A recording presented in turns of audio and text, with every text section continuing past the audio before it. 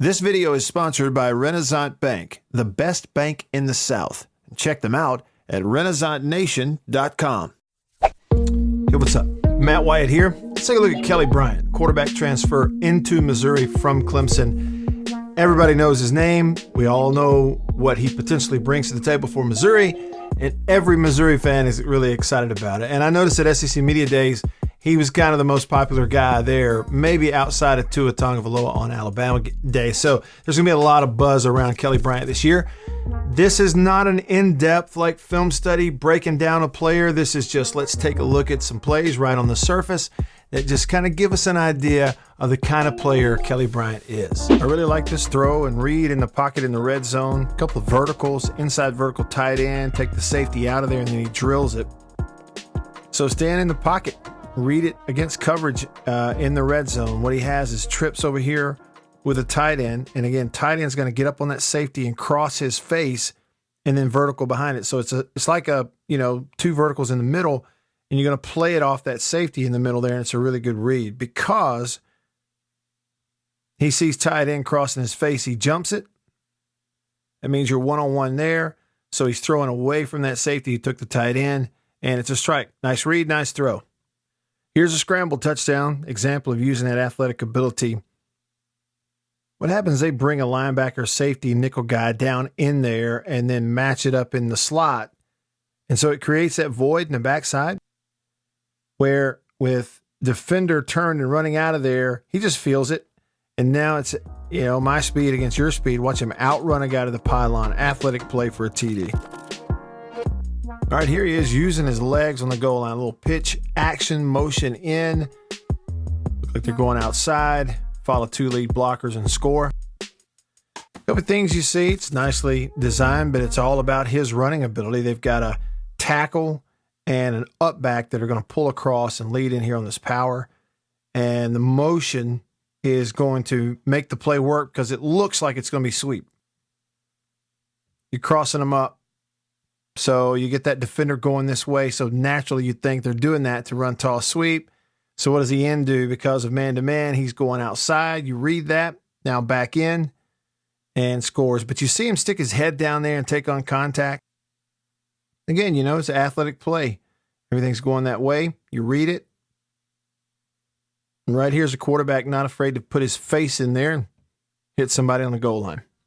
Don't have to watch a whole lot of plays of Kelly Bryant to see that he's a guy who can run, does not mind running the football, and will stick his nose in there. He'll go in face first, into the pile, into the contact, and that's a good quality to have as a spread quarterback. And to go along with his running ability, he's very fast. But, the willingness to take on contact always helps when you're winning over teammates in a new locker room with new teammates.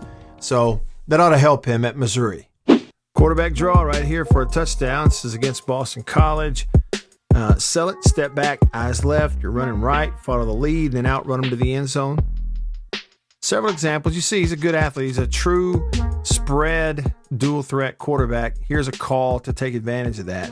And the other thing that jumps out at me, it's really well executed. So first thing on the draw, step back, and his eyes are here opposite of where he's going to go. You're going to sell that thing to these next level linebackers, get them out of position. The other thing, look at the blocks.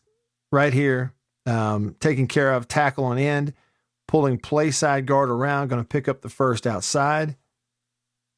Those two are taken care of perfectly, and now the lead back's going to step in there and pick up that first next level defender to that side. And then it's a matter of quarterback outrunning a safety, and he's able to. Here's an example of play action touchdown throw for him here. Going to play action to the field, come back into the boundary to the tight end who's vertical. Good design right here. You get what you want. You see him operating play action back there in the pocket.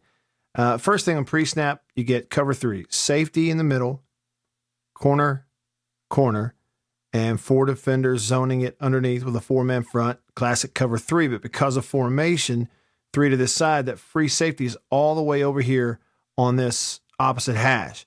What that means is on this side of the field where you're going to run vertical with the tight end, the only deep defender is this corner who's already shaded way out here to the outside. So he knows pre-snap, but just by the look, I'm going to get free release on the tight end, And if this guy stays anywhere near that hash or middle of the field, he's got room to throw it in there. But he doesn't get in a hurry. Go through the fake, sell the run just like you're supposed to. Eyes on the other side as if you're reading it. Hold on to that fake, dip that head, come back up, find him. Touchdown. Here's the deal where they get a defense totally out of position because of the threat of the run, move the pocket, and they hit a go route that's a blown coverage for a touchdown. Watch him fake it, move to his right, then step up in there and really give it a good throw. That's a 50-yard throw in the air and hits a guy in a dead stride. So some, wide open, blown coverage, but still he makes the play. I think if you see it behind, as far as the coverage goes, they have two safeties that are split in that formation, so two high safeties. And I think you get two things. One, a lot of people paying attention to Hunter Renfrow, the underneath. Safety comes up and corner kind of sits and doesn't have his, a deep responsibility there. But safety's not back either because you're moving this way. And I think, again, the threat of his legs is something that coaches use to get defenders out of position. And that old coaching point on the deep ball, it's tried and true forever. If he's even, he's leaving. Even, he's leaving. And that means if he's even with the DV, go ahead and turn it loose. Watch him crow hop. Letting it go on the 15. Pumps it out there to the 35. Nice throw. Here's a 3rd and 5 against Auburn, and then going to put him on the move right here. So it's throwing a ball on the run, designed to be a throw, no run involved in there. You get a little bit of a mix-up on the snap count, but able to throw it for a first down. And that requires some arm strength. The other thing, playing football, you have several guys on your offensive line that don't move on the snap, so either you snap it early or there's some miscommunication. But go ahead and play the play. And again, this is not what you teach. You want him turning his shoulders, moving to the target right here, trusting a block and fire it in there. But because of all the miscommunication, it doesn't feel right. So he's kind of backtracking, but it's just an example. He's got the athletic ability and the arm strength. Get out on his back foot going away, still pump it out there to the sideline for a first down. Any spread offense, Missouri, Clemson, anybody, it's all going to be about in the pass game, finding that one-on-one matchup, taking advantage of it.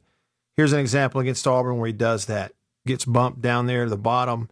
Safety is up inside the hash, takes it right away, and it's a good throw.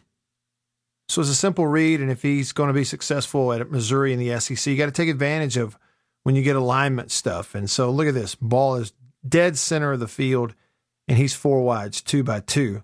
So what does a pre-snap read tell him? He's getting cushion up here, and, it could be man, could be zone, kind of how they line up. However, down here is the known quantity. That's bump man all the way unless they fly out of there. But it's probably going to be bump man because the safety is inside those hashes, right? If they were going to fly out of there or if he was going to settle and you were going to cover over the top with the safety would be cheated over. He's inside the hash and you get bumped right here. So no indecision. Go ahead and read that as correctly pre-snap as the one-on-one. Good footwork. That's really good posture. Ball up by his ear. Put it on the outside. If it's underthrown or left inside, the DB is going to have a play on the ball. It's outside and up the field, gives only his guy a chance. Really good throw.